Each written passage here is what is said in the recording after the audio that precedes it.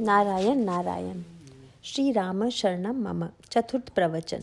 गोस्वामी जी मानस रोगों के निरूपण में आयुर्वेद की पद्धति का आश्रय लेते हैं। आयुर्वेद शास्त्र की मान्यता है कि व्यक्ति के अगिनत रोगों के मूल में 3 धातुएं ही कारण होती हैं, जिन्हें कफ, वात और पित्त कहकर पुकारा गया है। शरीर इन तीनों धातुओं से संचालित होता है। जब वे तीनों संतुलित होती हैं तो व्यक्ति स्वस्थ रहता है, और जब इनमें से कोई प्रबल हो जाती है तो असंतुलन उत्पन्न होकर विकृति पैदा होती है तथा व्यक्ति में कई रोग उत्पन्न हो जाते हैं।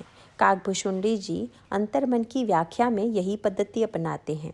वे कहते हैं कि शरीर की त्रिधातु के समान मन की भी त्रिधातु है, जो मन को संचालित करती है।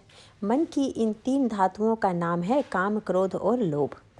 व्यक्ति के जीवन में जब तक ये तीनों संतुलित हैं तब तक वह मानसिक रूप से स्वस्थ रहता है, पर जब किसी एक का अतिरेक हो जाता है तो वह मनोरोग से ग्रस्त हो जाता है। हर व्यक्ति के जीवन में ये तीनों विद्यमान हैं, इनको नष्ट नहीं किया जा सकता। साधना का तात्पर्य इन्हें नष्ट करना नहीं बल्कि संतुलित बनाना है।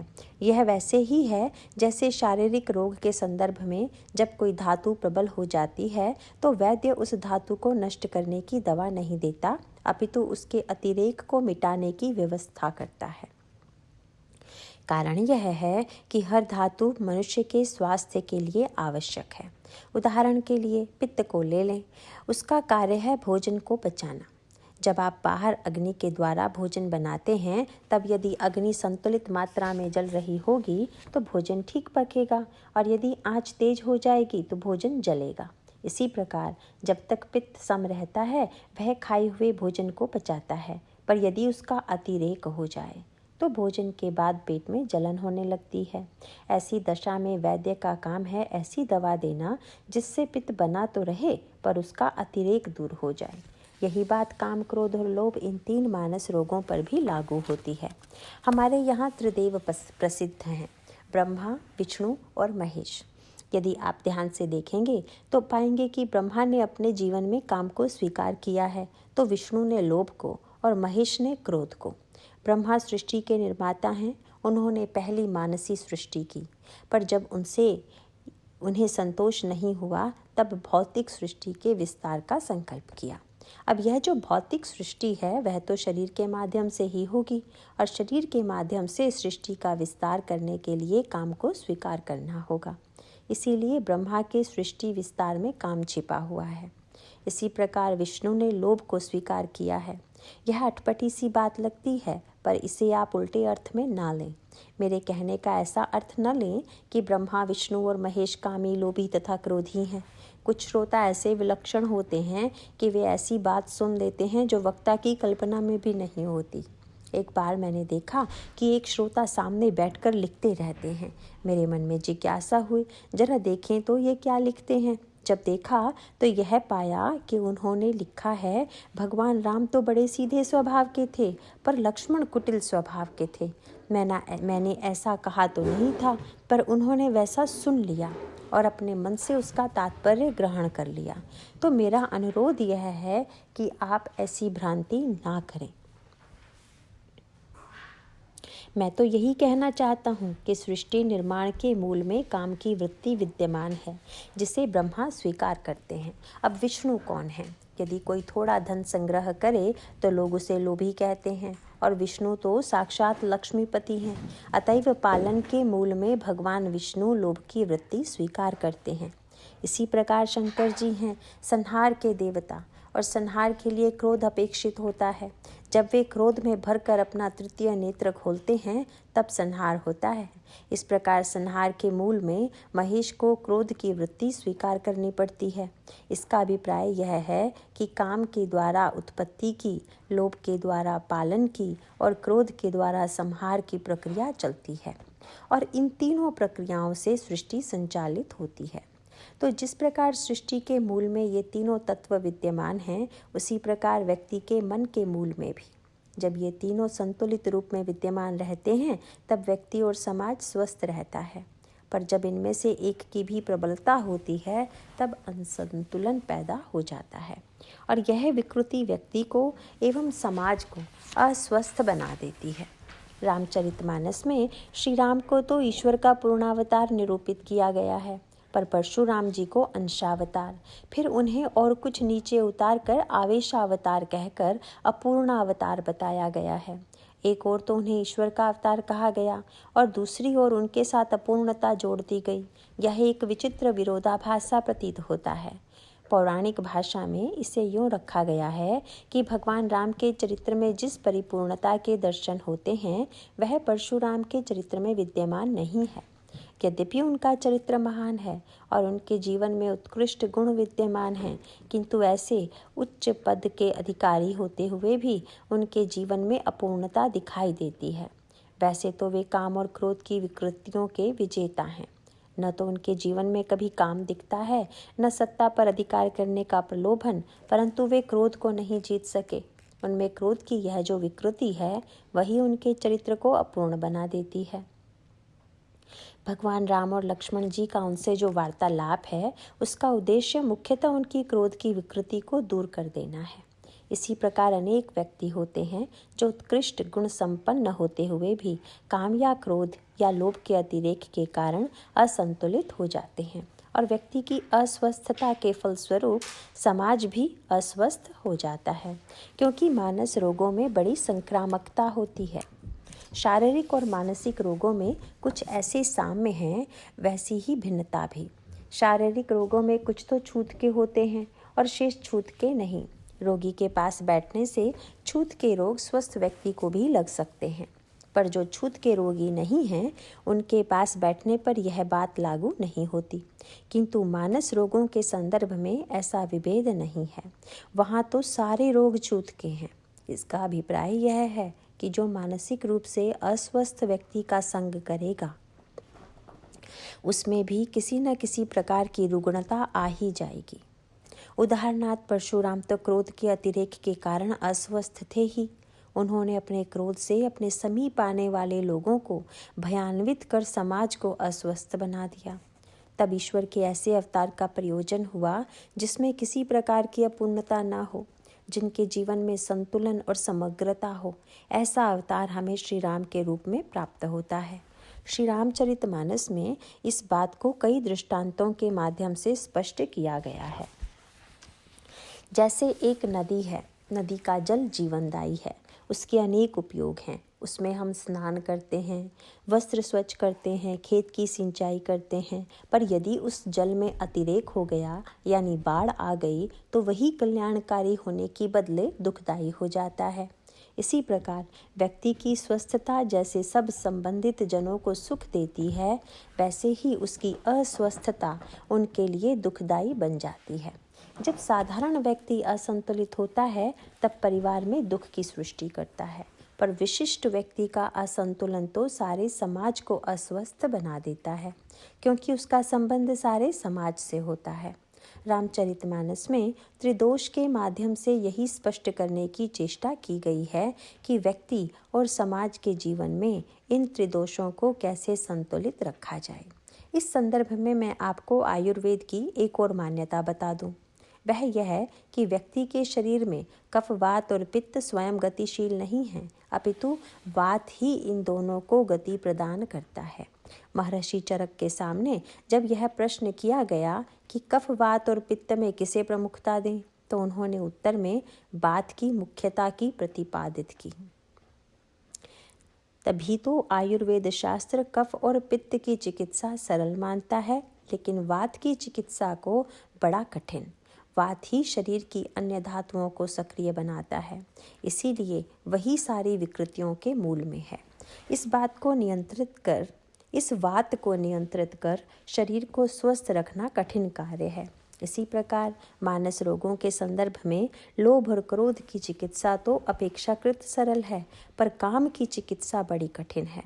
रामचरितमानस में विभिन्न दृष्टांतों के माध्यम से यह स्पष्ट किया गया है कि लोभ और क्रोध के मूल में भी कहीं ना कहीं पर काम ही विद्यमान है।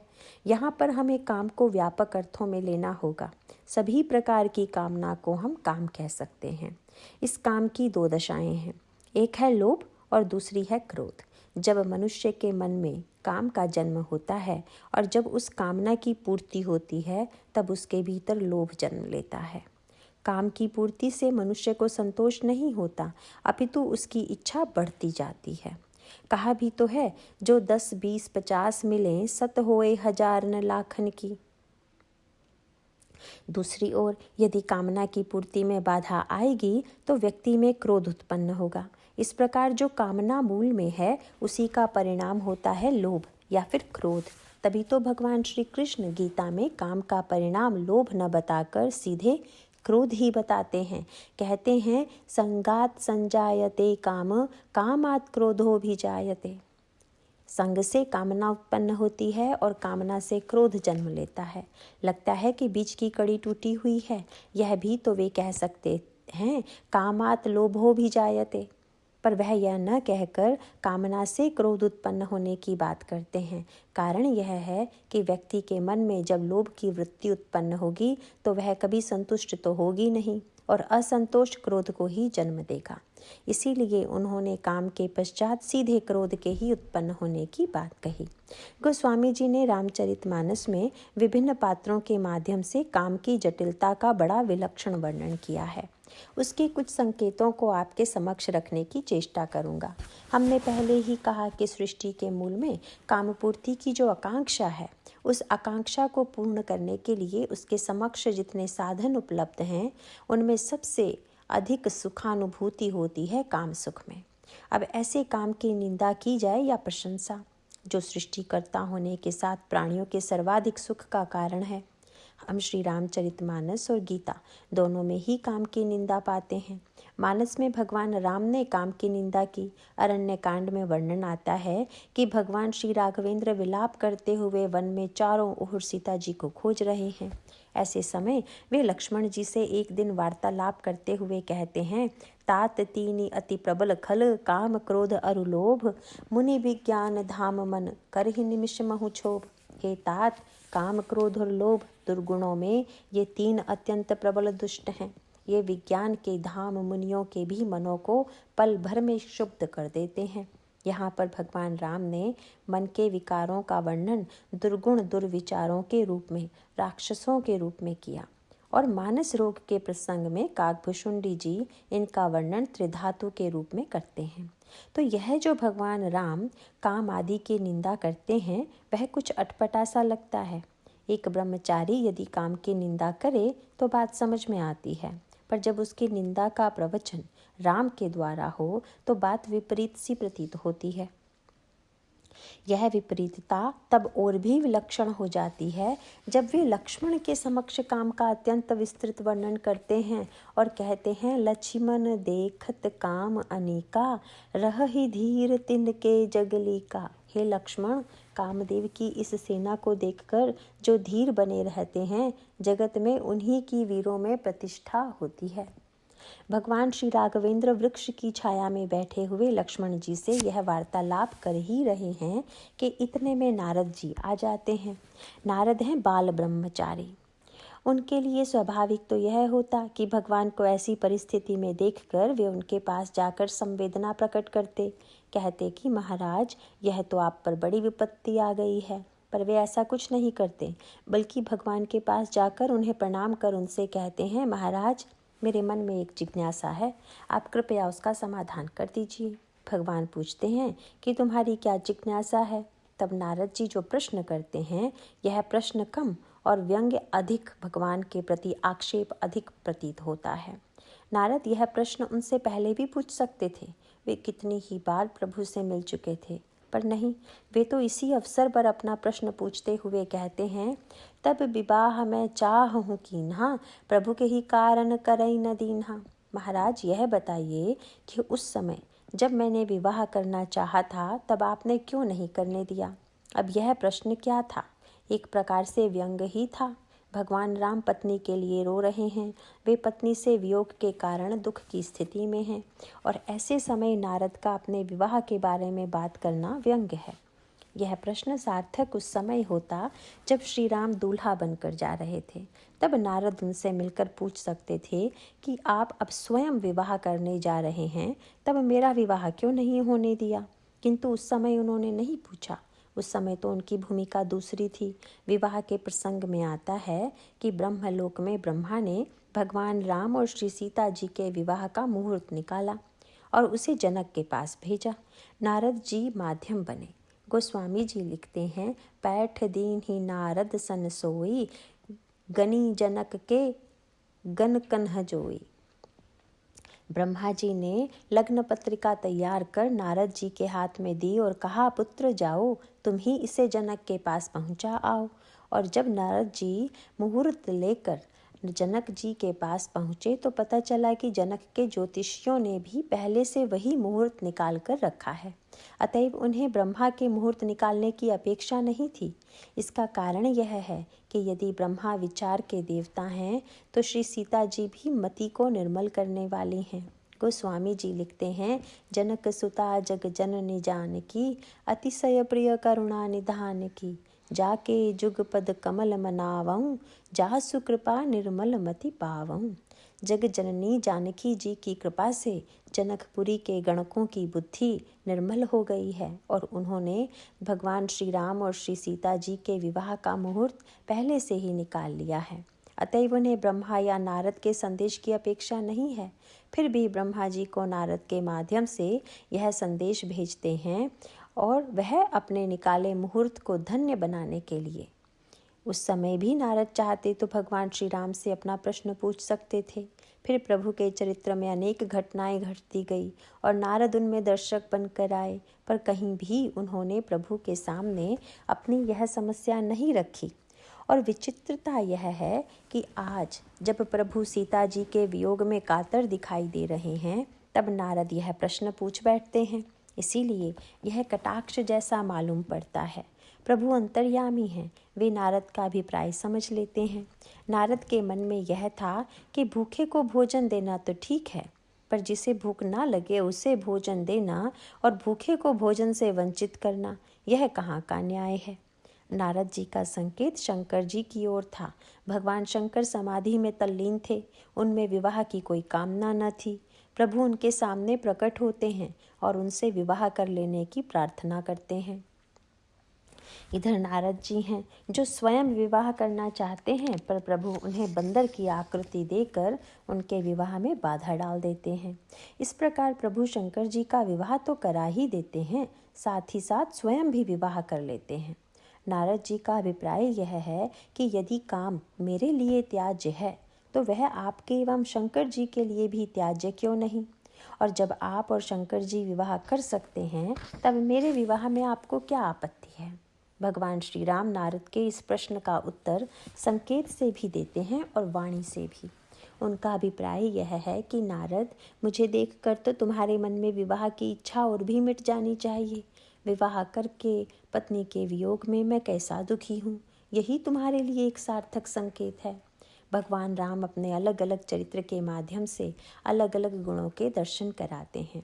कहीं पर ये सत्यनिष्ठ हैं तो कहीं पर शीलवान, फिर कहीं वे उदार की भूमिका का निवाह करते हैं और अभी अरण्य कांड में वे जो अभिनय कर रहे हैं वह कामी की दुर्बलता दिखाने के लिए और उसके माध्यम से धीर व्यक्ति के वैराग्य को दृढ़ करने के लिए। गोस्वामी जी लिखते हैं, कामिन कई दीनता दिखाई, धीरन के मन बिरति दृढ़ाई। इस प्रकार प्रभु के चरित्र में एक ओर जैसे काम और श्रृंगार की लीला है, वैसे ही दूसरी ओर तीव्र वैराग्य की भी। जब अयोध्या में उन्हें वनवास जाने का आदेश मिलता है तब वहाँ पर उनके चरित्र में प्रबल वैराग्य का प्रदर्शन है, पर जब वे विदेह नंदिनी श्री सीता जी को लेकर वन में आए हुए हैं, मुनियों के बीच में रहते हैं, तब उनके व्यवहार में श्रृंगार पक्ष की प्रधानता दिखाई देती है। प्रसंग आता है कि वन की ओर जाते हुए भगवान श्री राम सीता जी और लक्ष्मण के साथ एक वृक्ष के नीचे विश्राम कर रहे हैं। इतने में गांव की स्त्रियां सीता जी के पास आती हैं और उनसे पूछती हैं कि श्री राम आपके कौन हैं। पर यह प्रश्न करने से पूर्व उन्होंने भगवान राम के अंग प्रत्यंग का वर्णन किया, किंतु यह तो परंपरा नहीं है। साधारणतया जब आप किसी का परिचय पूछते हैं तब पहले उसके अंगों का वर्णन तो नहीं करते। ऐसा तो नहीं कहते कि जो काले रंग का या गोरे रंग का है, जिसकी आंखें ऐसी हैं, शरीर ऐसा है, उसका परिचय बताइए। अतएव गांव की स्त्रियों का भगवान राम के अंगों का वर्णन अस्वाभाविक लगता है। फिर वह अस्वाभाविकता तब और भी बढ़ जाती है जब एक स्त्री दूसरे से सामने वाली स्त्री के पति की सुंदरता का वर्णन करे। यदि कोई स्त्री दूसरी के पति के सौंदर्य का वर्णन करते हुए कहे कि तुम्हारा पति बड़ा सुंदर है, तो यह सुशोभन नहीं माना जाएगा।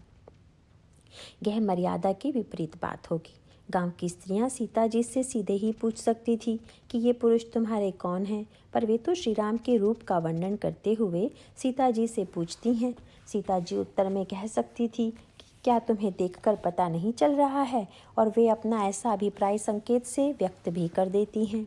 इस पर गांव की स्त्रियां कहती हैं कि क्या करें, देखने से पता चलता भी है फिर नहीं भी चलता, क्योंकि यहाँ तो बड़ा विरोधाभास है। क्या है वह विरोधाभास, सीता जी पूछ सकती हैं। यही कि शीश जटा, सिर पर जटा है। अब जटा तो मुनि लोग रखा करते हैं। इन्हें देखकर शांत तपस्वी मुनि और त्यागी की कल्पना तो होती है, पर इनके उर बाहु विशाल, वक्षस्थल और भुजाएं विशाल हैं, और तुम इनके साथ हो, इसलिए लगता है कि ये मुनि नहीं हैं। फिर बिलोचन लाल, इनकी आंखों में लाली है जो श्रृंगार रस की सूचना देती है। सीता जी कह सकती हैं कि क्या किसी त्यागी महात्मा की आंखें लाल नहीं हो सकती? ध्यान मुद्रा में रहने के पश्चात भी तो आंखों में लाली दिखाई दे सकती है। अतएव आंखों की यह लाली शांत रस की भी तो सूचना दे सकती है। इस पर गांव की स्त्रियां कहती हैं, नहीं नहीं, वह शांत रस नहीं है, क्योंकि नेत्रों की लाली के साथ साथ तिरछी सी भौहें, अर्थात भौहों में तिरछापन है, जो श्रृंगार रस की ही सूचना देता है।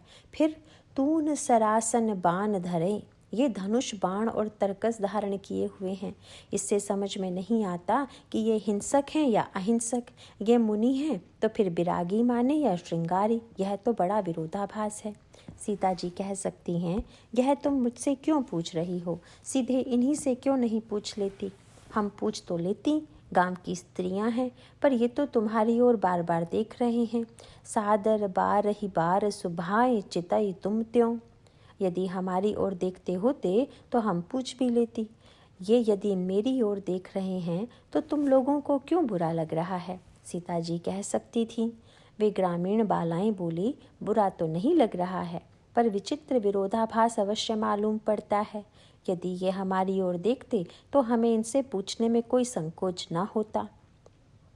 फिर यदि ये आपकी ओर देखकर आपको आकृष्ट करते होते तो वह भी स्वाभाविक था, पर विरोधाभास यह है कि ये देखते तो आपकी ओर हैं, पर चित्त हमारा चुरा लेते हैं। हमरो मनु मोहे, इसीलिए तुमसे पूछती हैं सखी, बताओ तो ये सांवले से कुंवर तुम्हारे कौन होते हैं? पूंछति ग्राम वधू सियसो, कही सांवरे से सखी रावरे कौ हैं। वैसे तो यह बड़ा भावनात्मक प्रसंग है, पर यदि हम दार्शनिक भाषा में विचार करके देखें तो यह लगता है कि इसके माध्यम से ईश्वर के स्वरूप की अनिर्वचनीयता ही कही गई है। अलग अलग आचार्यों ने ईश्वर के स्वरूप का भिन्न भिन्न प्रकार से वर्णन किया है। श्री वल्लभाचार्य महाप्रभु ईश्वर के लक्षण का वर्णन करते हुए कहते हैं कि वे अखिल विरुद्ध धर्माश्रय हैं, अर्थात उनमें परस्पर विरोधी धर्म निवास करते हैं। साधारणतः एक व्यक्ति में परस्पर विरोधी गुण नहीं दिखाई देते। ईश्वर ही ऐसा है जिसमें परस्पर विरोधी गुण एक साथ विद्यमान रहते हैं। यह विरोधाभास ईश्वर की परिपूर्णता का ही संकेत देता है, इसीलिए ईश्वर को समझ पाना अत्यंत कठिन है। गांव की स्त्रियां ईश्वर के तत्व को हृदयंगम करना चाहती हैं। इसके लिए वे भक्ति स्वरूपा विदेह नंदिनी सीता को माध्यम चुनती हैं, क्योंकि ईश्वर के स्वरूप का ज्ञान भक्ति के माध्यम से ही पाया जा सकता है। उन स्त्रियों के प्रश्न में मीठा व्यंग भी है, फिर चुटकी भी, और साथ ही साथ ब्रह्म तत्व को जानने की जिज्ञासा भी। सीता जी का उत्तर भी प्रश्न के ही अनुकूल है। वे रहस्यमय उत्तर देती हैं। यदि वे प्रश्न का मात्र स्थूल उत्तर देना चाहती तो कह सकती थी कि ये मेरे पति हैं, अथवा वे वैसा भी उत्तर दे सकती थी जैसा कि मैथिली शरण जी ने अपने काव्य साकेत में उन्हें देती हुई बताया है। किंतु लक्ष्मण जी को दिखाकर कहा कि वे मेरे देवर हैं और ये सांवले वर्ण के राजकुमार उनके बड़े भाई हैं। पर रामचरितमानस में वे भगवान राम का परिचय इस प्रकार नहीं देती। लक्ष्मण जी का परिचय तो अपनी वाणी से देती हैं, पर श्री राम का परिचय देने के लिए उन्होंने वाणी का प्रयोग नहीं किया, बल्कि बहुरी बदनु विदु अंचल ढांकी, पियतन चितई भौह करी बाकी, खंजन मंजु तिरिचे नयनयनी, निजपति कहो तिन्ह सिय सयनी। अपने चंद्रमुख को आंचल से ढककर प्रियतम की ओर निहार कर भौहें टेढ़ी करके और खंजन पक्षी के से सुंदर नेत्रों को तीछा करके सीता जी ने इशारे से उन्हें बताया कि ये मेरे पति हैं। अब भगवान श्री राम का सीता जी के द्वारा संकेत से दिया जाने वाला यह जो परिचय है, उसका भौतिक संदर्भ में तात्पर्य हो सकता है संकोच। पति का वाणी से परिचय देने में एक भारतीय नारी संकोच का अनुभव करती है, इसीलिए सीता जी लज्जावश अपने मुख को आंचल से ढक लेती हैं और संकेत से श्री राम का परिचय देती हैं। पर इसके साथ ही इसका एक गूढ़ आध्यात्मिक अर्थ भी है, और वह यह है कि ब्रह्म ऐसा अनिर्वचनीय है कि उसका परिचय वाणी के माध्यम से दिया ही नहीं जा सकता। उसके संबंध में केवल संकेत के द्वारा ही कुछ कहा जा सकता है। सीता जी ने श्री राम का परिचय संकेत से देते हुए यही सिद्ध किया कि श्री राम साक्षात ब्रह्म हैं। इस प्रकार इस प्रसंग की विभिन्न दृष्टिकोणों से व्याख्या की जा सकती है, और यह तो उचित ही है कि व्यक्ति किसी घटना की व्याख्या अपनी दृष्टि से करता है।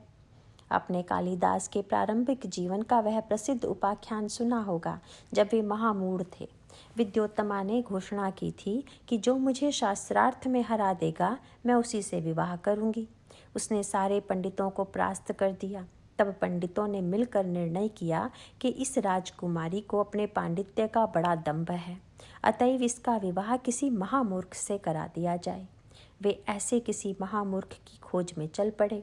एक स्थान पर देखा कि एक व्यक्ति जिस डाल पर बैठा था उसी को भूल से काट रहा था। उन्होंने निश्चय किया कि इससे बढ़कर मूर्ख कोई हो ही नहीं सकता।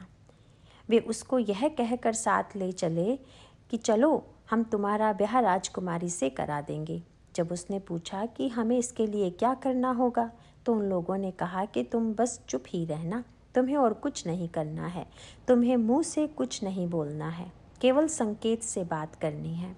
उधर पंडितों ने विद्योत्तमा के पास जाकर कहा कि राजकुमारी, एक व्यक्ति हम खोज लाए हैं जो महापंडित है। वे विद्या रस में इतने डूबे हुए हैं कि बोलना बंद कर दिया है, मौन हो गए हैं और संकेत से वार्तालाप करते हैं। इस प्रकार राजकुमारी और महामूर्ख का वार्तालाप शुरू हुआ।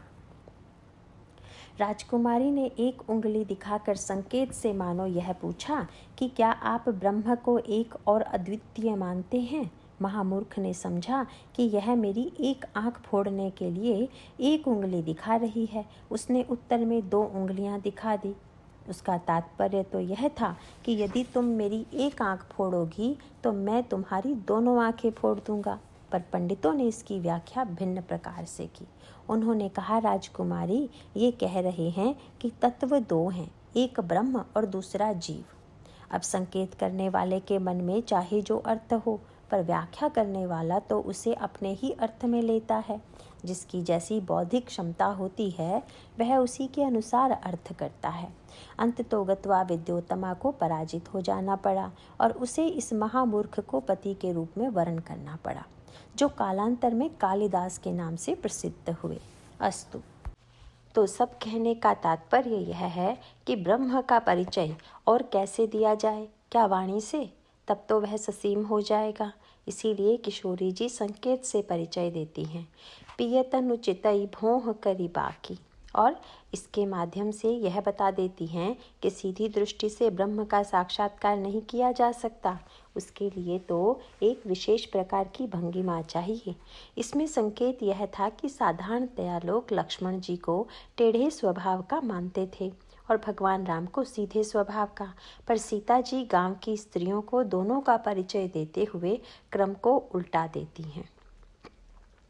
लक्ष्मण जी का परिचय देते हुए कहती हैं, सहज सुभाए, ये बड़े सीधे स्वभाव के हैं। गांव की नारियां कह सकती हैं कि जब ये इतने सीधे हैं तब तो इनके बड़े भाई और भी सीधे होंगे। इस पर सीता जी मानो कहती हैं, नहीं नहीं, इनके बड़े भाई केवल देखने में ही सीधे हैं, वे तो ऐसे हैं कि उन्हें देखने के लिए भी दृष्टि टेढ़ी करनी पड़ती है। सीता जी का तात्पर्य यह था कि ईश्वर केवल बाहर से ही सीधा प्रतीत होता है, पर तत्वतः वह टेढ़ा ही है। सीधा तो बेचारा जीव है। यह तो ईश्वर का चमत्कार है कि सृष्टि की रचना करके वह ऐसा खेल रचता है जिसमें जीव परवश के समान नृत्य करता रहता है और वह स्वयं मजा देखता रहता है। इस प्रकार श्री किशोरी जी ब्रह्म की अखिल विरुद्ध धर्माश्रयता का परिचय देती हैं। अर्थात श्री राम में अखिल विरुद्ध धर्माश्रयता है, उनमें राग भी है और विराग भी। वे अपने चरित्र में राग और विराग दोनों की परिपूर्णता का दर्शन कराते हैं। भगवान श्री वेदव्यास श्रीमद् भागवत में भगवान राम की वंदना करते हुए उनके परिपूर्ण राम और वैराग्य को अभिव्यक्त करने के लिए 2 प्रसंग चुनते हैं। उनके वैराग्य को प्रकट करते हुए कहते हैं, त्यक्त्वा सुदुत्यजसुरेप्सित राय लक्ष्मीं धर्मिष्ठ आर्यवचसा यदगादरण्यम। आप ऐसे धर्मनिष्ठ हैं, ऐसे विरागी और त्यागी हैं कि अपने पिता के वचनों से देवताओं के लिए भी स्पृहणीय और दुस्तज्य राज्य लक्ष्मी को छोड़कर वन वन घूमते फिरे। किसी ने गोस्वामी जी से पूछा, अच्छा, अयोध्या के इतने बड़े राज्य को छोड़कर जाने में भगवान के मन पर कुछ तो प्रभाव पड़ा होगा। गोस्वामी जी ने उत्तर दिया, यह ऐसा है जैसे आप विश्राम के लिए किसी वृक्ष के नीचे रुके हुए हों या रास्ते में किसी धर्मशाला में ठहरे हुए हों। जब आप उस स्थान को छोड़कर जाते हैं तब क्या आपको कोई दुख होता है? बल्कि आप तो उतावले रहते हैं कि कब इससे पीछा छूटे और हम अपने गांव पहुँचें। भगवान राम भी ठीक इसी प्रकार अयोध्या के राज्य का परित्याग कर देते हैं। वे कवितावली में लिखते हैं, राजीव लोचन राम चले तजी, बाप को राजू बटाओ की नाई। साधारण नियम तो यह है कि बाप के राज्य पर बेटा अपना जन्म सिद्ध अधिकार मानता है, लेकिन भगवान श्री राघवेंद्र ने अपने पिता के राज्य पर भी अपना कोई अधिकार नहीं माना और वे उसे एक बटोही के समान छोड़कर चले गए। रामचरितमानस में गोस्वामी जी लिखते हैं, नव गयंदु रघुबीर मनु राजू अलान समान, छूट जानी बन गवन सुनी उर अन्नंदु अधिकान। भगवान श्री राम का मन नए पकड़े हुए हाथी के समान है और राज तिलक उस हाथी के बांधने की कांटेदार लोह की बेड़ी के समान। वन जाना है, यह सुनकर अपने को बंधन से छूटा जानकर उनके हृदय में आनंद बढ़ गया है। तो ऐसे विरागी हैं श्री राम, पर उनके चरित्र का दूसरा पक्ष भी है और वह है राग का।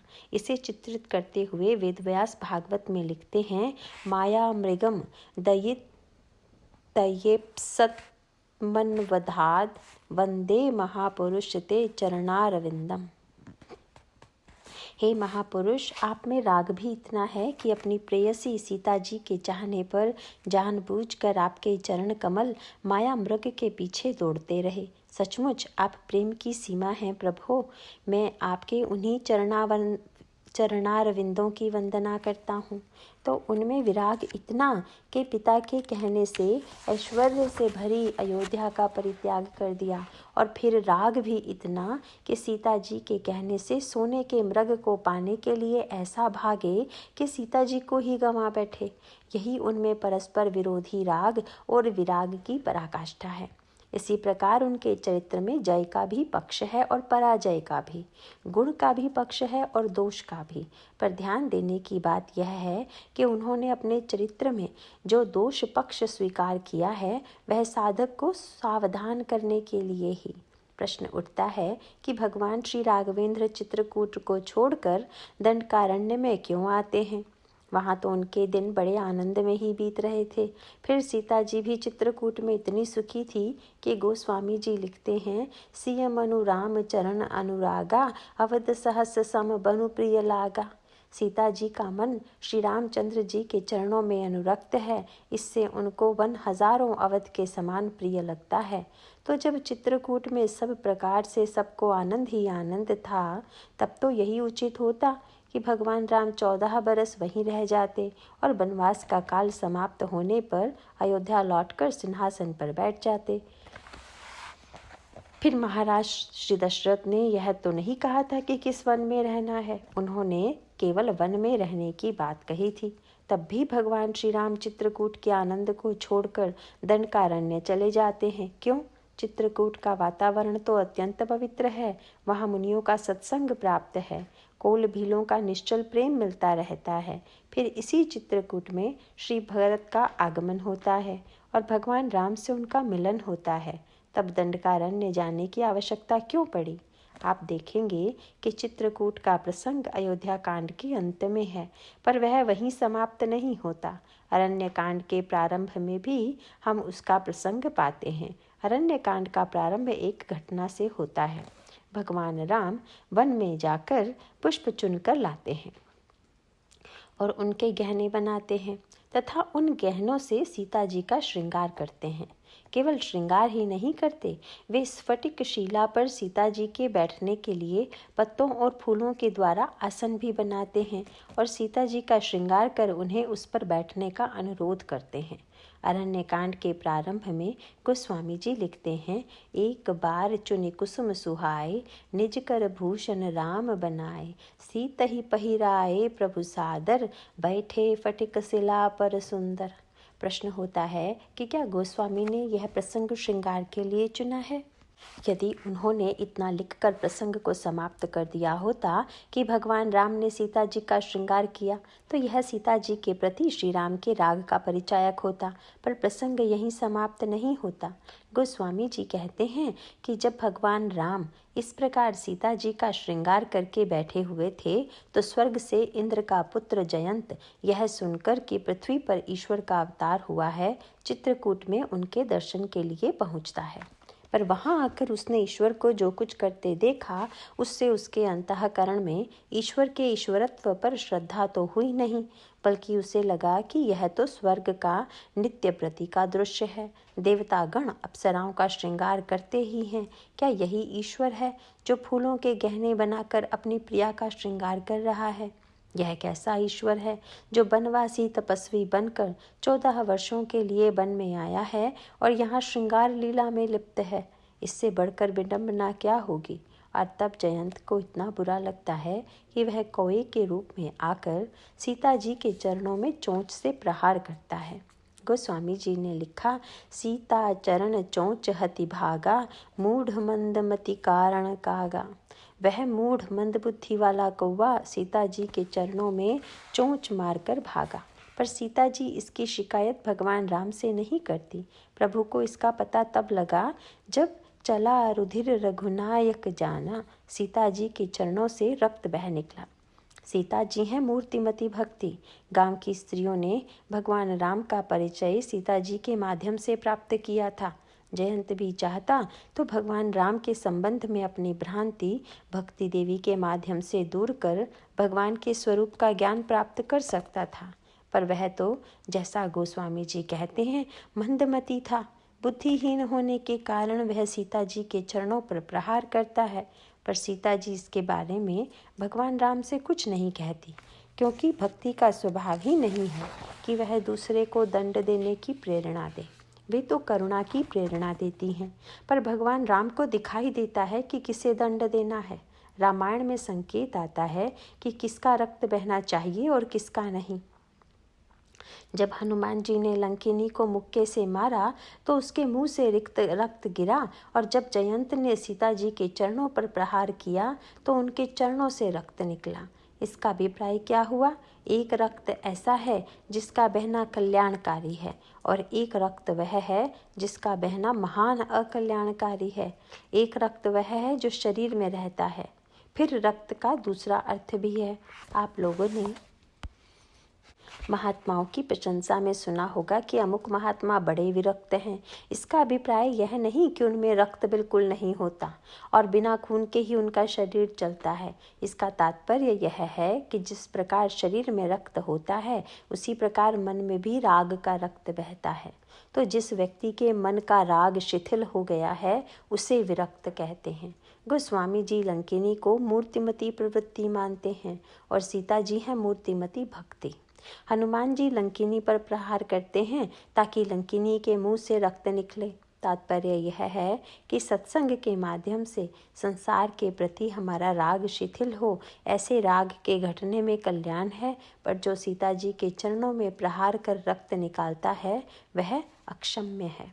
जब गोस्वामी जी बूढ़े हो गए तब शिष्यों ने कहा, महाराज अब तो आपको कम सुनाई देने लगा है अथवा आँखों से भी कम देख पाते हैं, इसलिए कोई वैद्य ले आते हैं जो आपको देखकर दवा दे।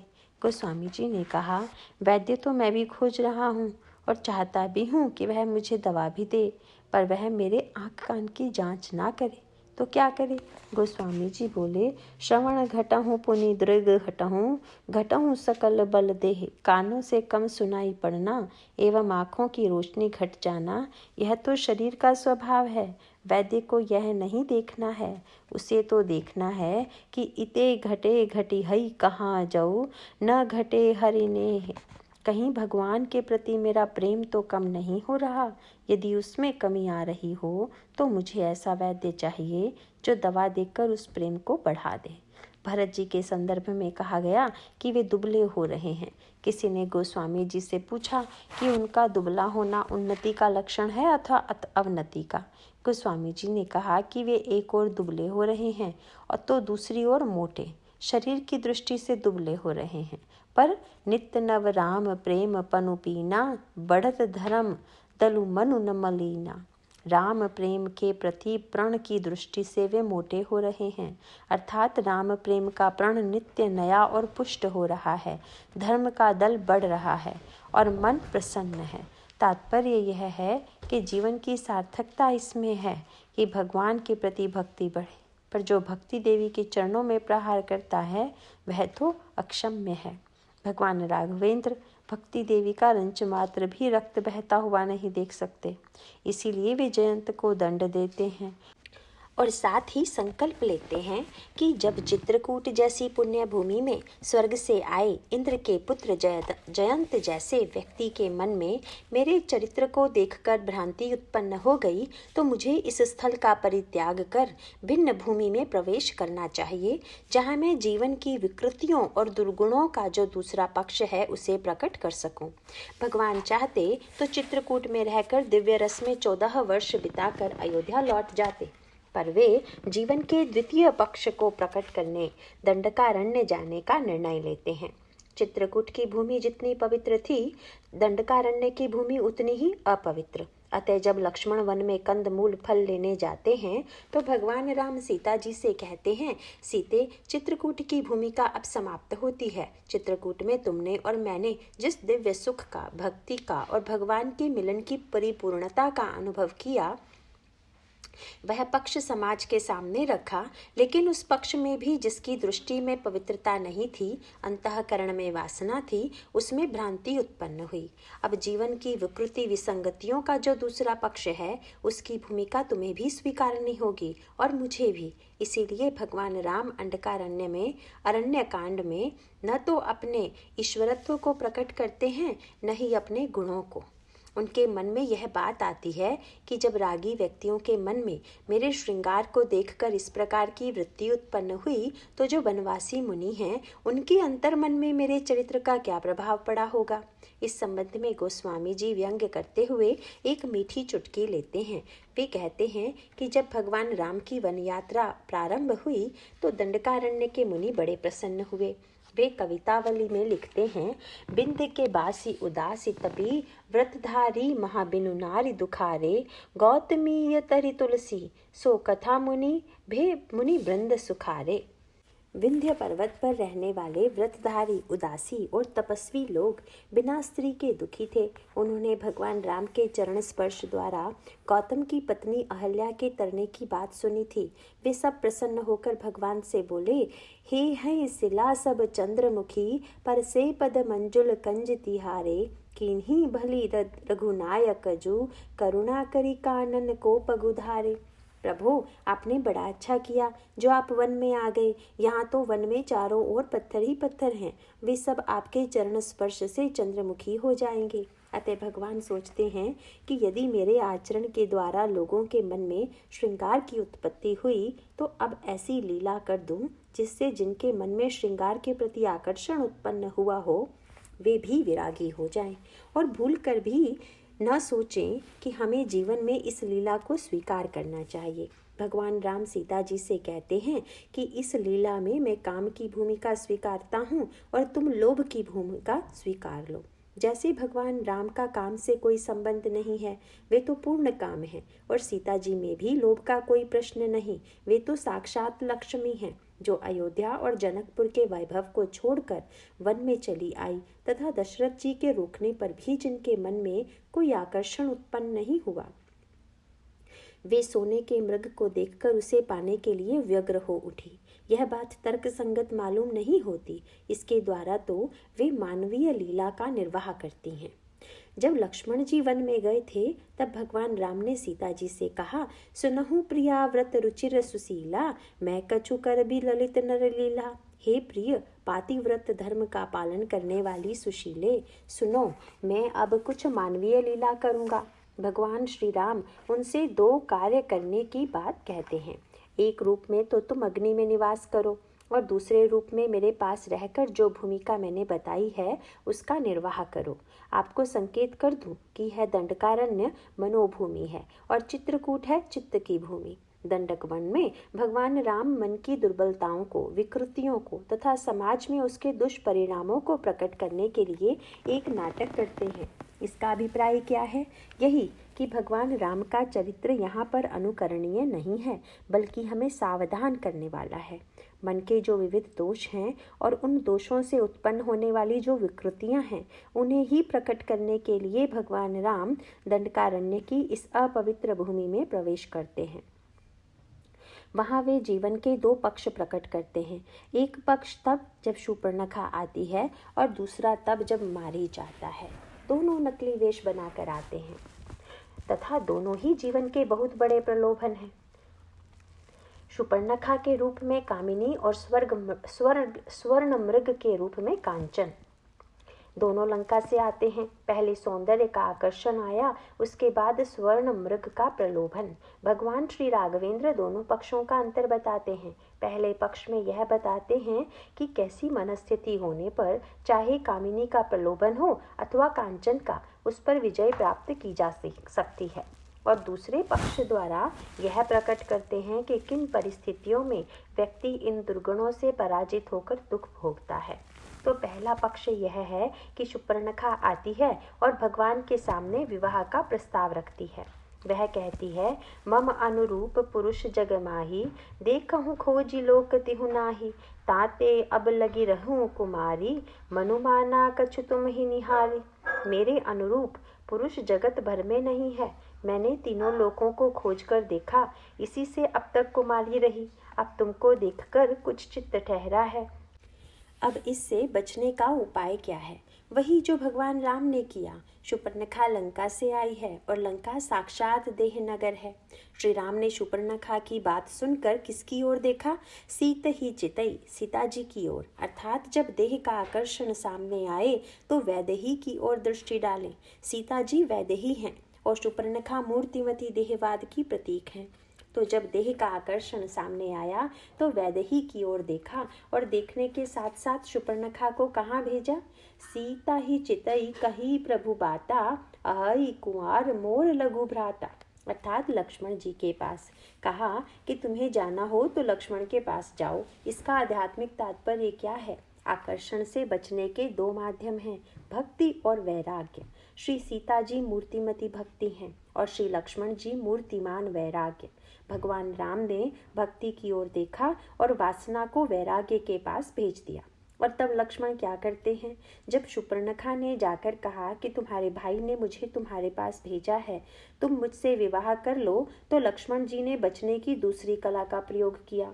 भगवान राम ने सीता जी की ओर देखा था और लक्ष्मण जी ने किसको देखा?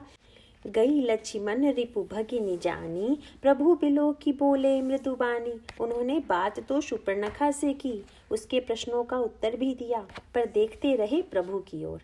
इसका अर्थ है कि यदि भक्ति की ओर देखते रहे तो वासना का आकर्षण व्यक्ति को विचलित नहीं कर सकता, अथवा यदि भगवान के सौंदर्य और भगवान के चरणों में दृष्टि बंधी रहे तो वासना मनुष्य को विचलित नहीं कर सकती। इस प्रकार कामिनी के आकर्षण पर विजय पाई जा सकती है, पर यह समझना भूल होगी कि एक बार काम पर विजय प्राप्त कर लेने से, प्रलोभनों को जीत लेने से फिर कोई भय नहीं रह जाता है। शूर्पणखा अकेली नहीं है, वह निराश होकर चुप नहीं बैठती। उसके पास अगिनत साधन हैं जिनके माध्यम से वह बदला लेने की चेष्टा करती है। वह जाती है खरदूषण और त्रिशिरा के पास और उनके 14,000 सैनिकों को राम के विरुद्ध प्रेरित करती है। खरदूषण और त्रिशिरा 14,000 सैनिकों को लेकर आते हैं और भगवान राम 14,000 सैनिकों सहित तीनों का नाश कर देते हैं, अर्थात उन्होंने समस्त दुर्गुणों का नाश कर दिया। पर यहाँ भी एक क्रम है। जब 14,000 सेना लेकर ये तीनों आए तो भगवान राम ने लक्ष्मण से कहा, लय जानकी ही जाहु किरिकंदर, आवा निशिचर कटकु भयंकर, रहु सजग सुनि प्रभु कई बानी। लक्ष्मण, राक्षसों की भयानक सेना आ गई है। जानकी जी को लेकर तुम पर्वत की कंदरा में चले जाओ। सावधान रहकर सीता जी की रक्षा करना। यहाँ पर सीता जी की रक्षा का क्या अभिप्राय है? यही कि यदि जीवन में वैराग्य है तो भक्ति सुरक्षित है। भक्ति का पक्ष विश्वास का है और विश्वास के बिना वैराग्य नहीं टिकता। तात्पर्य यह है कि जब भक्ति वैराग्य के द्वारा सुरक्षित होती है तब सारे दुर्गुण दुर्विचार पराजित हो जाते हैं। तो क्या अब कोई समस्या नहीं रही? एक बार यदि कोई व्यक्ति रोग पर विजय प्राप्त कर ले तो क्या उसके रुग्ण होने की संभावना नहीं है? है। इसीलिए भगवान राम जीवन के उस दूसरे पक्ष को प्रकट करते हैं। खरदूषण के नाश के पश्चात शूर्पणखा निराश होकर रावण के पास जाती है और उसे श्री राम के विरुद्ध उकसाती है। रावण स्वर्ण मृग लेकर कांचन का प्रलोभन लेकर आता है। पहले ही भगवान राम ने सीता जी से लोभ की भूमिका स्वीकारने के लिए कहा था और वे स्वयं काम की भूमिका को स्वीकारने वाले थे। सीता जी की दृष्टि स्वर्ण मृग पर पड़ती है। सीता परम रुचिर मृग देखा। शूर्पणखा की ओर न तो भगवान राम ने देखा था और न लक्ष्मण जी ने, पर सीता जी स्वर्ण मृग की ओर देखती हैं और भगवान राम से कहती हैं, सुनहु देख देव रघुबीर कृपाला, एहि मृग कर अति सुंदर छाला, सत्य संध प्रभु बधि कर एहि, आनहु चर्म कहति वै देहि। हे देव, कृपालु रघुवीर सुनिए, इस मृग की छाल बड़ी ही सुंदर है, इसको मारकर इसका चमड़ा ला दीजिए। अब श्री राघवेंद्र इस बात को सुनकर सीता जी से कह सकते थे कि यह मृग नकली है, और यदि ऐसा कहना नहीं चाहते थे तो वहीं से बैठे बैठे मृग पर बाण चलाकर उसे मार सकते थे, पर वे कमर में फेंटा कसकर मृग के पीछे भाग चले। क्यों? इसलिए कि उन्होंने कामी की भूमिका स्वीकार की थी और इसलिए वे कामहीन कई दीनता दिखाई, कामी लोगों की दीनता दिखलाते हैं। वे प्रिया की इच्छा पूर्ण करने चल पड़े। उन्हें दिखाई नहीं पड़ा कि मृग असली है या नकली। क्यों? गोस्वामी जी कहते हैं, मदन अंध व्याकुल सब लोगा। जब जीवन में काम आता है तो आंखें मुंद जाती हैं, असली नकली कुछ दिखाई नहीं पड़ता। प्रसंग आता है कि शूर्पणखा जिस समय लक्ष्मण जी के पास गई तो उन्होंने बातों में उसे सुंदरी कह दिया। सुंदरी सुनु मैं उन कर दासा, यह तो उन्होंने व्यंग में कहा था, पर शूर्पणखा को उससे संतोष और असंतोष दोनों एक साथ हुआ। संतोष इसलिए कि बड़े भाई ने एक बार भी उनके सौंदर्य की प्रशंसा नहीं की, पर छोटे ने एक बार सुंदरी तो कहा, और असंतोष इसलिए कि यह सुंदरी तो कह रहा है पर एक बार भी मेरी ओर नहीं देख रहा है। इसकी दृष्टि है राम की ओर। उधर लक्ष्मण जी का तात्पर्य यह था कि जब तक मैं तुम्हें नहीं देख रहा हूँ तभी तक तुम सुंदरी हो, जब देख लूँगा तब तो तुम्हारी सुंदरता रह ही नहीं जाएगी। इसका अभिप्राय यह है कि जो कामांध है उसकी दृष्टि में तुम सुंदर हो सकती हो, पर यथार्थ नेत्र वाले के समक्ष तुम्हारी सुंदरता नहीं टिकेगी। यथार्थ नेत्र कौन से हैं? ज्ञान विराग नयन उर्गारी। ज्ञान और वैराग्य ही यथार्थ नेत्र हैं। जब तक वैराग्य की दृष्टि नहीं पड़ी है तभी तक तुम्हारा सौंदर्य है। वैराग्य की दृष्टि पड़ते ही तुम्हारे सौंदर्य की कृत्रिमता प्रकट हुए बिना नहीं रहेगी। भगवान राम लोक शिक्षा के लिए अपने जीवन में दुर्गुण को स्वीकार करते हैं। इसलिए जब वे सीता जी के साथ राक्षसों के नाश की भावी योजना बना रहे थे, उन्होंने लक्ष्मण जी को अपने पास से हटा दिया था, क्योंकि उन्हें मालूम था कि लक्ष्मण इसे बिल्कुल पसंद नहीं करेंगे। वे तो कहेंगे कि महाराज, इसके लिए इतनी बड़ी योजना की क्या आवश्यकता है, मैं ही सब राक्षसों को मार देता हूँ। और लक्ष्मण जी ऐसा करने में समर्थ हैं। उनके बारे में तो भगवान राम ने कहा ही है, जगमहु सखा निशाचर जेते, लक्ष्मणु हनई निमिष महु तेते।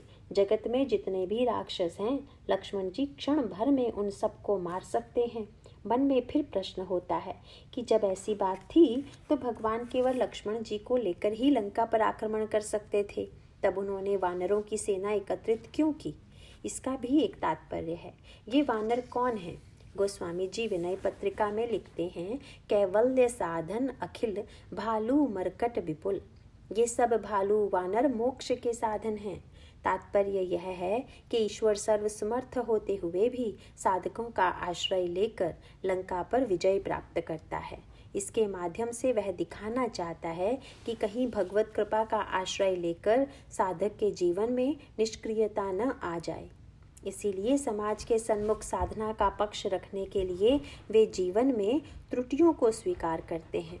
रोगी दो प्रकार के होते हैं, एक तो वह है जो स्वयं रोग से ग्रस्त हैं और दूसरा वह चिकित्सक है जो रोग की औषधि का पता लगाने के लिए स्वयं अपने शरीर में उस रोग के कीटाणुओं को प्रविष्ट कराकर रोगी बन जाता है, यह देखने के लिए कि शरीर पर उन कीटाणुओं की क्या प्रतिक्रिया होती है और उसकी औषधि क्या होगी।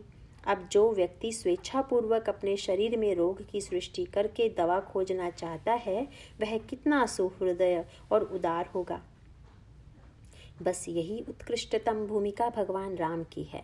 वे रोगी और श्रृंगारी की भूमिका को स्वीकार करते हैं। अपनी प्रिया की इच्छा पूर्ण करने के लिए बिना विचार किए मायावी स्वर्ण मृग के पीछे दौड़ पड़ते हैं और फलस्वरूप सीता जी को खो बैठते हैं और तब साधारण व्यक्ति की तरह विरह में रोने लगते हैं। अब जिनके मन में भगवान की पूर्व लीला देखकर विवाह की इच्छा हो आई थी और जो सोच रहे थे कि है सिला सब चंद्रमुखी पर से पद मंजुल कंज तिहारे, उन्हें मानो भगवान ने संदेश दिया कि तुम्हारी स्थिति को देखकर समझ लो कि जब हमें इतना रोना पड़ रहा है तो तुम्हें कितना रोना पड़ेगा। भगवान राघवेंद्र उनके मन में वैराग्य की सृष्टि करने के लिए इस प्रकार की लीला करते हैं। वे अपने दोषों को स्वीकारते हैं और अपनी दुर्बलता पर व्यंग करते हैं। इसके माध्यम से वे मानव साधकों को बतलाते हैं कि दूसरों का दोष देखना सरल है, पर सच्चा साधक वही है जो अपने में दोष देखे। जब भगवान राम लक्ष्मण जी के साथ सीता जी को खोजते हुए चल रहे थे तो मृगों का एक झुंड आया। मृग का स्वभाव है कि वह भागते भागते रुकता है, रुककर मुड़कर देखता है और फिर भागता है। मृग भगवान राम के सामने से भागते हुए आए और रुककर मुड़कर उनकी ओर देखा और फिर भागने लगे। भगवान राम ने लक्ष्मण से पूछा, लक्ष्मण, ये मृग मुझे देखकर क्यों भाग रहे हैं? लक्ष्मण जी ने कहा, प्रभु, यह तो उनका स्वभाव है। नहीं, तुम्हें याद होगा कि चित्रकूट में वे लोग मुझे देखकर तो नहीं भागते थे, रुककर खड़े हो जाते थे। गीतावली रामायण अरण्य कांड में गोस्वामी जी लिखते हैं कि चित्रकूट में भगवान राम जब धनुष बाण लेकर चले तो मृग उनकी सुंदरता को देखकर इतना मुग्ध हो गया कि बस खड़ा होकर उनकी ओर निहारने लगा। श्री राम भी उसकी ओर इतने प्रेम से देखने लगे कि अब कौन उस पर बाण चलावे। थोड़ा सा प्रेम भी भगवान को वशीभूत कर लेता है। तुलसीदास प्रभु बाण न मोचत, सहज सुभाय प्रेम बस थोरे। भगवान राम कहते हैं कि लक्ष्मण, वह अहिंसा की वृत्ति का परिणाम था। जब तक मेरे मन में अहिंसा की वृत्ति थी तब तक पशु भी मेरी प्रीति को पहचानते थे, पर जब से मैंने एक मृग पर बाण का प्रहार किया है, मुझसे मृगों का विश्वास उठ गया है। जब मुझे देखकर वे रुकते नहीं, भागते हैं। लक्ष्मण जी ने कहा, महाराज, ये केवल भाग ही नहीं रहे हैं, रुक भी तो रहे हैं। वे स्वयं नहीं रुक रहे हैं, ये अपनी पत्नियों के कहने से रुके हैं। ये लोग तो भाग रहे थे, हम ही देखी मृग निकर पराही। कह रहे थे भागो भागो, ये मृगों को मारने वाले आ गए, पर इनकी पत्नियां बुद्धिमती हैं। वे बोली, डरने की बात नहीं है, ये मृगों को मारने नहीं आए। तुम आनंद करहु मृग जाए, कंचन मृग खोजन ए आए। तुम लोग तो साधारण हिरणों से उत्पन्न हुए हो, अतः तुम लोग आनंद मनाओ। ये तो सोने के हिरण खोजने आए हैं। ऐसे बुद्धिमान हैं ये लक्ष्मण। ये मृगियां मेरी बुद्धिहीनता पर हंसी उड़ा रही हैं। स्वर्ण मृग, जो असंभव वस्तु है, को पाने के लिए मैंने सीता जी को खो दिया। अभिप्राय यह है कि भगवान राम वासना, प्रलोभन और काम का जो दुष्परिणाम है, उसे प्रकट करने के लिए रुदन कर रहे हैं। सब कुछ उल्टा सा प्रतीत हो रहा है। कहाँ तो लक्ष्मण जी भगवान राम से कहते थे, मोहि समुझाई कहु सोई देवा, सब तजी करो चरण रज सेवा। देव, मुझे समझा कर वही कहिए जिससे सब छोड़कर मैं आपके चरण रज की ही सेवा करूं। और कहाँ आज जब भगवान राम विलाप कर रहे हैं, लता वृक्षों से सीता जी का पता पूछ रहे हैं, तो लक्ष्मण जी ही उन्हें नाना प्रकार से समझा रहे हैं। लक्ष्मण समझाए बहुभांति, सारा क्रम उलट गया है। जीव के द्वारा भगवान को समझाना पड़ रहा है। जब मारीच ने मरते समय लक्ष्मण जी का नाम लेकर पुकारा था, तब सीता जी ने लक्ष्मण से कहा था, जाहु बेगी संकट अति भ्राता, शीघ्र जाओ, तुम्हारे भाई पर संकट आया है। इसे सुनकर लक्ष्मण जोरों से हंसे थे। लक्ष्मण भी हंसी। उन्हें हंसते देखकर सीता जी को क्रोध आ गया कि भगवान राम पर संकट की बात कह रही हूँ और यह हंस रहा है। लक्ष्मण जी को हंसी यह सोचकर आई कि आज तक शास्त्रों में मैंने पढ़ा, सत्संगों में सुना कि जब जीव पर संकट आवे तो वह ईश्वर को पुकारे, पर ईश्वर पर संकट आए और जीव उसकी रक्षा के लिए जाए, इससे बढ़कर आश्चर्य की बात तो सुनी नहीं। तात्पर्य यह है कि सारा क्रम ही उलट जाता है। भगवान राम ऐसी भूमिका स्वीकार करके सीता जी के विरह में व्याकुल होकर एक वृक्ष के नीचे बैठे थे कि उसी समय वहां नारद जी आ गए। भगवान को विरही के रूप में देखकर उन्होंने पूछ दिया, तब विवाह मैं चाहूं कीन्हा, प्रभु के ही कारण करई न दीन्हा।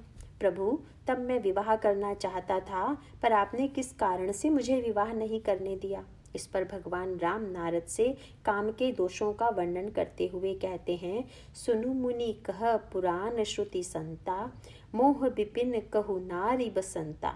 जपतम नेम जलाश्रय झारी, होई ग्रीष्म सो शई सब नारी। काम क्रोध मद मत्सर भेका, इन्हि हर्ष प्रद वर्षा एका। दुर्वासना कुमुद समुदायी, तिन कह सरद सदा सुखदाई। धर्म सकल सरसी रूह वृंदा, होई हिम तिन हहि दहई सुख मंदा। पुनि ममता जवास बहुताई, पलुहई नारी शिशिर ऋतु पाई। पाप उलूक निकर सुखकारी, नारी निबिड़ रजनी अंधियारी। बुद्धि बलशील सत्य सब मीना, बनसी समुद्रिय कहहि प्रवीणा। हे मुनि सुनो, पुराण, वेद और संत कहते हैं कि मोह रूपी वन को विकसित करने के लिए स्त्री बसंत ऋतु के समान है। जप तप नियम रूपी समस्त जल के स्थानों को स्त्री ग्रीष्म ऋतु होकर सर्वथा सोख लेती है। काम क्रोध मद और मत्सर आदि मेंढक हैं। इनको वर्षा ऋतु होकर हर्ष प्रदान करने वाली एकमात्र स्त्री ही है। बुरी वासनाएं कुमुदों के समूह हैं। इनको सदैव सुख देने वाली यह शरद ऋतु है। समस्त धर्म कमलों के झुंड हैं। यह विषय जन्य नीच सुख देने वाली स्त्री हिम ऋतु होकर उन्हें जला डालती है। फिर ममता रूपी जवास का वन स्त्री रूप शिशिर ऋतु को पाकर हरा भरा हो जाता है। पाप रूपी उल्लुओं के समूह के लिए यह स्त्री सुख देने वाली घोर अंधकारमयी रात्रि है। बुद्धि बलशील और सत्य ये सब मछलियां हैं। इनको फंसाने के लिए स्त्री बंसी के समान है। चतुर पुरुष ऐसा कहते हैं। यह सुनकर ऐसा लगता है कि नारी जाति की बड़ी निंदा की गई है। आज की जो स्वतंत्र चेता महिलाएं हैं, उन्हें इन पंक्तियों को पढ़कर बड़ा क्रोध आता है। पर इस निंदा के संदर्भ को यदि देखें तो लगेगा कि भगवान राम ने नारद का विवाह नहीं होने दिया और शंकर जी का विवाह क्यों करवाया। साथ ही यह भी कि उनकी वर्तमान दशा का कारण क्या है और उन्हें क्यों इस प्रकार व्याकुल होकर रोते हुए वन में भटकना पड़ा है। भगवान राम ने नारद से जो वाक्य कहा उसका तात्पर्य सारी नारी जाति की निंदा नहीं है। वे तो मानो नारद के सम्मुख दर्पण रख देते हैं और कहते हैं कि यह देखो, मेरी यह दशा तो विवाह के बाद हुई है, पर तुम में तो उपर्युक्त सारे लक्षण विवाह की योजना बनाते ही आ गए थे। तुमने तो तब केवल विश्व मोहिनी को देखा ही था, उसकी हस्तरेखा देखते ही तुम में कामवात प्रबल हो गया। आयुर्वेद शास्त्र का मत है कि जब कामवात आता है तो 80 प्रकार की विकृतियां आ जाती हैं। इसका सर्वश्रेष्ठ प्रमाण नारद का चरित्र है। उनके बारे में कहा जाता है कि वे बड़े सत्यवादी थे। नारद वचन सदा सुठी साचा, वे कभी झूठ नहीं बोलते थे। पर जब उन्होंने विश्व मोहिनी की हस्तरेखा देखी और पाया कि हाथ में बड़े ही चमत्कारिक फल लिखे हुए हैं, तो उन्होंने जितने लक्षण देखे थे सब अपने हृदय में रख लिए और राजा से कुछ अपनी ओर से बनाकर कह दिया, लक्षण सब विचार उर राखे, कछुक बनाई भूप सन भाषे। उन्हें लगा कि अगर ये लक्षण राजा को बता देता हूँ तो पता नहीं वह किससे इसका विवाह कर दे। इसका विवाह तो मुझसे ही होना चाहिए। इसीलिए राजा से केवल यह कहकर कि सुता सुलक्षण नारद चल पड़े। यहाँ पर भगवान श्री राम नारद से कह रहे हैं, जप तप नेम जलाश्रय झारी, होई ग्रीष्म सोशई सब नारी। स्त्री के कारण जप तप और नियम सब छूट जाते हैं, पर यह आवश्यक नहीं है। ऐसे बहुत से लोग हैं जो विवाहित हैं तथा जप तप एवं नियम का पालन करते हैं। भगवान का आक्षेप ऐसे लोगों पर नहीं था, वह तो नारद के लिए था। जब नारद जी राजा के पास से चले तो कुछ समय बाद उनके जप करने का, साधना का समय हो गया, पर वे तुरंत निर्णय लेते हैं, जप तप कछु न होई तेहि काला, हे विधि मिलई कवन विधि बाला। इस समय जप तप से कुछ नहीं हो सकता, हे विधाता मुझे यह कन्या किस तरह मिले। भगवान का तात्पर्य था कि नारद, जब विवाह के संकल्प मात्र से तुम में इतनी विकृतियां आ गई तो सोचो, अगर मैं तुम्हारा विवाह करा देता तो तुम्हारी क्या दशा होती। तुम जो कहते हो कि मैंने शंकर जी का विवाह क्यों करवाया और तुम्हारा क्यों नहीं, तो तुम में और शंकर जी में अंतर है। शंकर जी मेरे बड़े बेटे हैं और तुम छोटे बेटे हो। अगर घर में बड़ा बेटा विवाह करने से पीछे हटे तो माता पिता उस पर विवाह करने के लिए जोर डालते हैं, पर यदि छोटा बालक विवाह करने का हठ करे तो माता पिता उसका विवाह थोड़े ही करते हैं। शंकर जी तो मेरे बड़े पुत्र थे, वे विवाह नहीं करना चाहते थे, पर फिर भी लोक कल्याण के लिए मैंने उन्हें विवाह करने के लिए बाध्य किया। पर तुम मेरे छोटे बच्चे हो, विवाह तुम्हारे हित में नहीं था, इसीलिए मैंने नहीं करवाया। भगवान फिर विनोद में कहते हैं, नारद छोटा बच्चा जैसे किसी का विवाह होते देखकर मचलता है, कहता है मैं भी विवाह करूंगा, और यदि उससे पूछा जाए कि किससे विवाह करोगे तो वह पड़ोस की किसी कन्या का नाम ले लेता है, जिससे बड़े होने पर विवाह की बात सोचकर ही संकोच हो। वह तो जानता नहीं किससे विवाह होता है और किससे नहीं। नारद, तुम्हारी भी वही अवस्था थी। तुम्हारे मन में विवाह करने की इच्छा भी आई तो किससे? तुमने तो मेरी माया से ही विवाह करने का प्रस्ताव कर दिया। तभी मैं समझ गया कि तुम में शिशु वृत्ति है। भगवान राम की तुलना सर्प से, भगवान राम काम की तुलना सर्प से और क्रोध की अग्नि से करते हुए कहते हैं, गह शिशु बच्छ अनल अहिधाई, तह राखई जननी अरगाई। नारद, छोटा बच्चा जब दौड़कर आग और सांप को पकड़ने जाता है तो माता उसे अलग करके बचा लेती है। भगवान राम का तात्पर्य था कि काम है सर्प, और उस सर्प को यदि शंकर धारण करें तो यह उनके चरित्र के अनुरूप हो सकता है। पर शंकर जी को गले में सांप लटकाए हुए देखकर एक शिशु अपनी माँ से कहने लगे कि हम भी सांप को गले में लटकाएंगे, तो उसकी माँ क्या उसे वैसा करने देगी? उसी प्रकार यदि बच्चा आग में हाथ डालने लगे तो माँ उसकी उंगलियों को बचाने के लिए अपनी उंगलियों को आग में डाल देती है। अपनी उंगली जलाकर वह बच्चे की उंगलियां बचा लेती है। इस पर अगर बच्चा कहने लगे कि तुम मुझे बचाने की चेष्टा तो कर रही थी, पर तुम खुद कितनी असावधान हो कि अपनी उंगलियां जला डाली, तो यह उसकी नासमझी होगी। जब नारद ने भगवान से कहा कि आपने मेरा विवाह तो नहीं होने दिया और स्वयं रो रहे हैं, तो भगवान बोले, नारद, तुम्हें बचाने में ही मेरी उंगलियां जली हैं। तुम्ही ने तो शाप दिया था, मम अपकार कीन तुम भारी, नारी बिरह तुम होव दुखारी। तुमने विवाह न होने देकर मेरा बड़ा अहित किया है, इससे तुम भी स्त्री के वियोग में दुखी होगे। अतएव नारद, तुम मुझे धन्यवाद दो कि तुम्हारी विकृति की रक्षा के लिए मैंने जीवन में इस विकृति को स्वीकार किया है। मैंने यही जानकर तुमको विवाह करने से रोका था। ताते कीन्ह निवारण मुनि, मैं यह जिय जानी।